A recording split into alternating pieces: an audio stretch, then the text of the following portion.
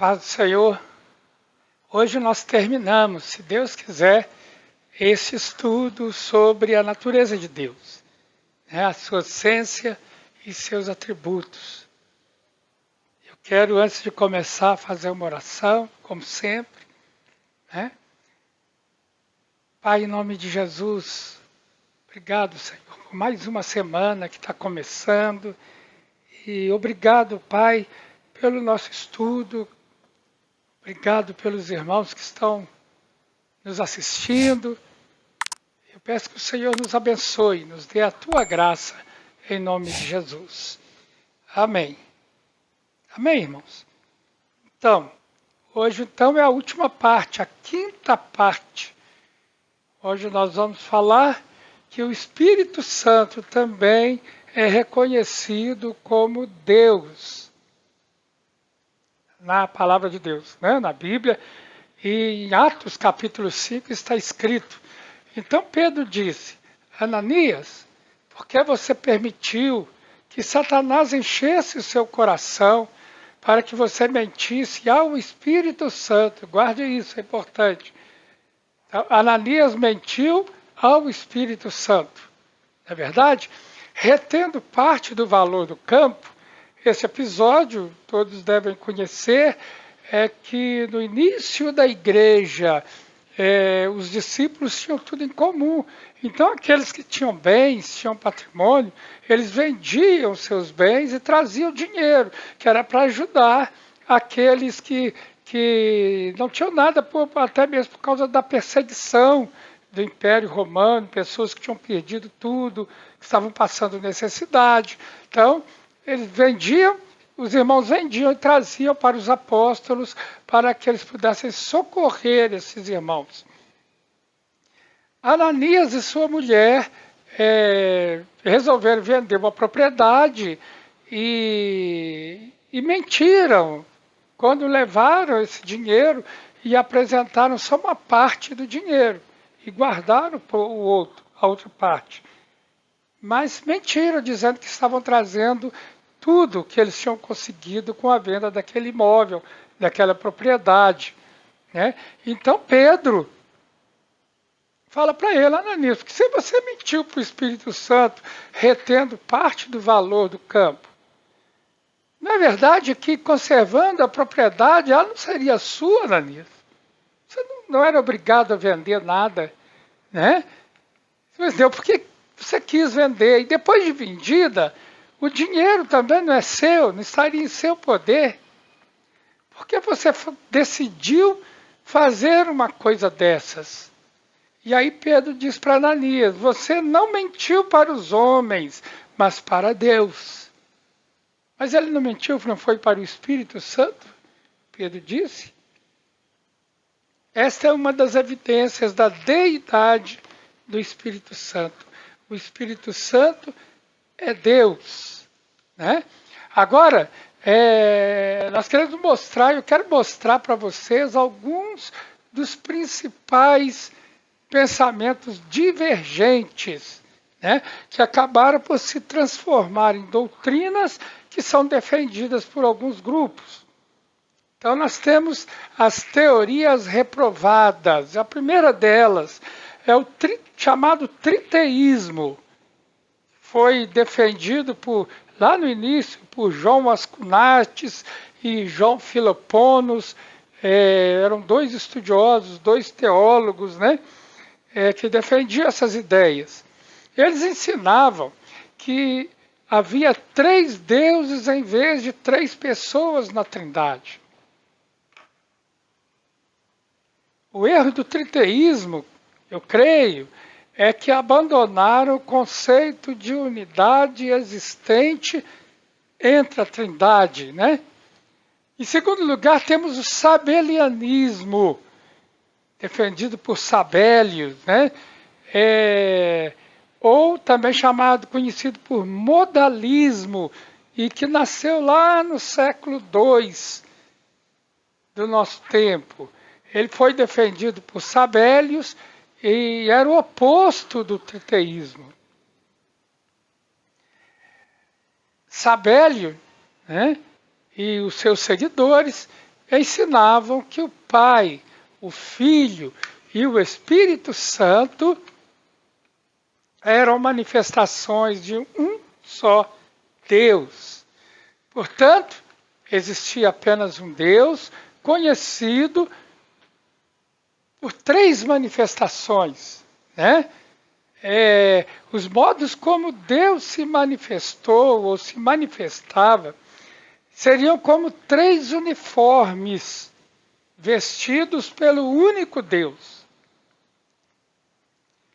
E por fim, nós temos também o arianismo. Essas são as três principais posições divergentes que nós temos, né? O arianismo, ário, seguiu um erro cometido por Orígenes, que era um filósofo cristão, etc. Esse subordinava o filho ao pai, em relação à sua essência, né? Fazendo inferior ao pai. Mas Jesus disse, eu e o pai somos um, né? A mesma essência, a mesma coisa. Mas Ário subordinava o filho ao pai, então, portanto, o filho era inferior ao pai. O arianismo, então, nega a deidade de Jesus Cristo, né? O arianismo ensinava que apenas o Pai era incriado, ou seja, apenas Deus Pai sempre existiu. Porque o Filho, sendo o unigênito do Pai, significava que fora criado pelo Pai. Os seus ensinamentos foram rejeitados no Concílio de Nicéia, no ano 325 da nossa era, da era cristã. Mas o que eu quero mostrar para vocês mesmo, isso aqui é só mesmo a título de conhecimento, as evidências que nós temos, né, da Trindade. Nós temos algumas evidências fortíssimas, né, da Trindade na Bíblia.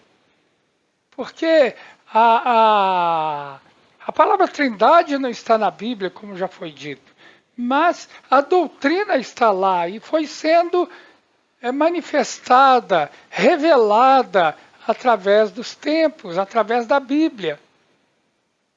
Só uma coisinha antes, vocês já ouviram falar da lei da não contradição? Coloquei só falar da não contradição, mas é a lei da não contradição, né? Ou do princípio da não contradição.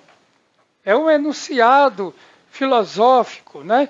E na sua formulação, ele diz que duas afirmações contraditórias não podem ser verdadeiras ao mesmo tempo, sob o mesmo aspecto, né?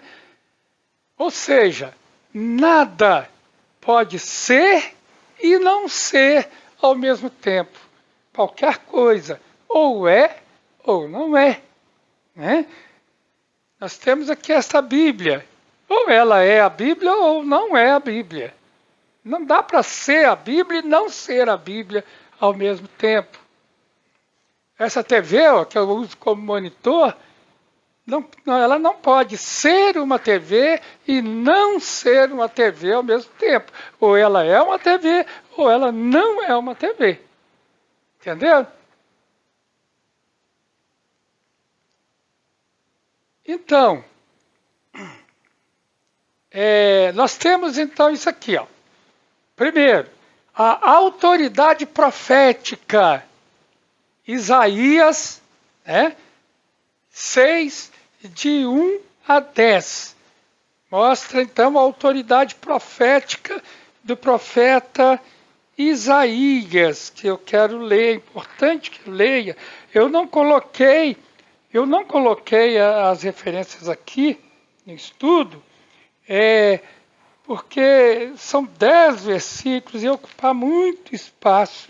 Então eu acho até melhor, né, abrir a Bíblia e ler. E você pode abrir sua Bíblia aí também e acompanhar essa leitura. Isaías capítulo 6, versículos 1 a 10. Lá está escrito: no ano da morte do rei Uzias, eu vi o Senhor assentado sobre um alto e sublime trono, e as abas das suas vestes enchiam o templo. Serafins estavam por cima dele. Cada um tinha 6 asas, com 2 cobria o rosto, com 2 cobria os pés, e com 2 voava. E clamavam uns para os outros, dizendo: Santo, Santo, Santo é o Senhor dos exércitos. Toda a terra está cheia da sua glória. Os umbrais das portas se moveram com a voz do que clamava, e o templo se encheu de fumaça. Então eu disse: ai de mim, estou perdido, porque sou homem de lábios impuros, e habito no meio de um povo de lábios impuros, e os meus olhos viram o Rei, o Senhor dos exércitos. Então um dos serafins voou para mim, trazendo na mão uma brasa viva que havia tirado do altar com uma pinça. Com a brasa tocou a minha boca e disse: eis que esta brasa tocou seus lábios, a sua iniquidade foi tirada e o seu pecado perdoado. Depois disso ouvi a voz do Senhor que dizia: a quem enviarei? A quem há de ir por nós? Eu respondi: eis-me aqui, envia-me a mim. Então ele disse: vá e diga a este povo: ouçam, ouçam, mas sem entender. Vejam, vejam, mas sem perceber. Torne insensível o coração desse povo. Endureça-lhes os ouvidos e feche os olhos deles, para que não venham a ver com os olhos, ouvir com os ouvidos e entender com o coração, e se convertam e sejam curados. Guardem esse último versículo, versículo 9 e 10. Vai e diga a esse povo: ouçam, ouçam, mas sem entender. Vejam, vejam, mas sem perceber. Tornem insensíveis o coração desse povo. Endureça-lhes os ouvidos e feche os olhos deles. Para quê? Para que não venham a ver com os olhos, ouvir com os ouvidos, entender com o coração, se convertam e sejam curados. Então, nós vemos aqui a autoridade, como autoridade profética, a voz do profeta Isaías. Nessa experiência maravilhosa que ele teve, Isaías viu o Senhor e ouviu o Senhor. Amém? Depois nós temos a autoridade apostólica. Está no Evangelho de João, capítulo 12, versos 36 a 41.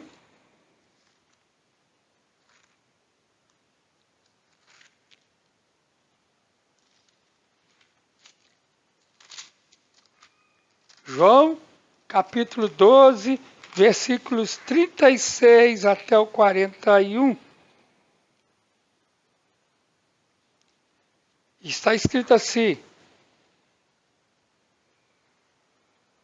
enquanto vocês têm a luz, creiam na luz, para que se tornem filhos da luz. Depois de dizer isso, Jesus foi embora e ocultou-se deles. E embora tivesse feito tantos sinais na presença deles, não creram nele, para se cumprir a palavra do profeta Isaías, que diz: Senhor, quem creu em nossa pregação? E a quem foi revelado o braço do Senhor?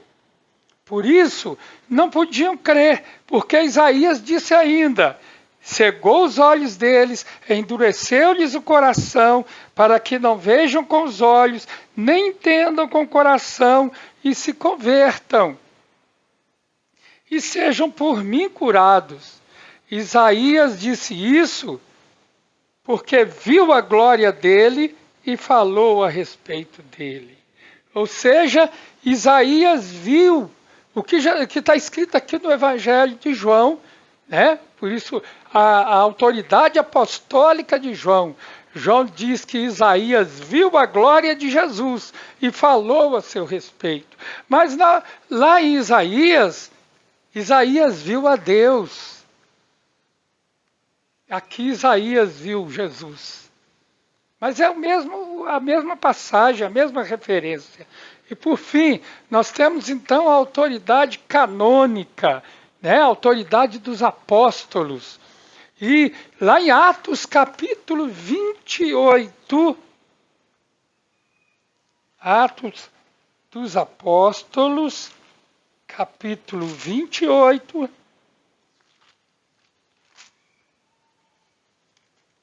versos 24 até o 28. Está escrito: houve alguns que ficaram persuadidos pelo que Paulo dizia. Outros, porém, continuaram incrédulos e, havendo discordância entre eles, começaram a ir embora. Mas antes que saíssem, Paulo disse estas palavras, o apóstolo Paulo: bem falou o Espírito Santo aos pais de vocês, por meio do profeta Isaías, quando disse: vai este povo e diga, ouvindo vocês ouvirão, de modo nenhum entenderão, vendo vocês verão, de modo nenhum perceberão, porque o coração deste povo está endurecido. Ouviram com os ouvidos tapados e fecharam os olhos, para não acontecer que vejam com os olhos, ouçam com os ouvidos, entendam com o coração, se convertam e sejam por mim curados. E Paulo concluiu: portanto, fiquem sabendo que esta salvação que Deus oferece foi enviada aos gentios, e eles a ouvirão. Aqui, né, Paulo, com a sua, e os apóstolos, né, Atos dos Apóstolos, com a sua autoridade canônica, afirmam que Isaías viu o Espírito Santo. Como pode, se referindo à mesma passagem de Isaías, como pode, se Isaías diz que viu a Deus, né, verdade? Isaías viu a Deus. O evangelista João, no Evangelho de João, diz que ele viu Jesus Cristo. E agora os apóstolos aqui em Atos, na pessoa, né, do apóstolo Paulo, diz que ele viu o Espírito Santo.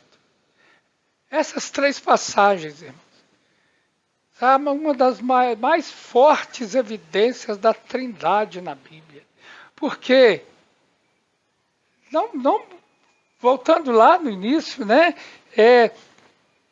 na lei da não contradição, nada pode ser e não ser ao mesmo tempo. Deus, Jesus e Espírito Santo. Ou os três, é um só Deus. Porque o Deus lá era um só. Ou eles não são deuses. Esta é a evidência do Espírito Santo. Um só Deus. Três pessoas num só Deus. Amém? Nós terminamos aqui então o nosso estudo. Esperando, sinceramente, irmãos, que você tenha sido edificado. Amém? Que Deus te abençoe, abençoe a sua semana, em nome de Jesus. Amém.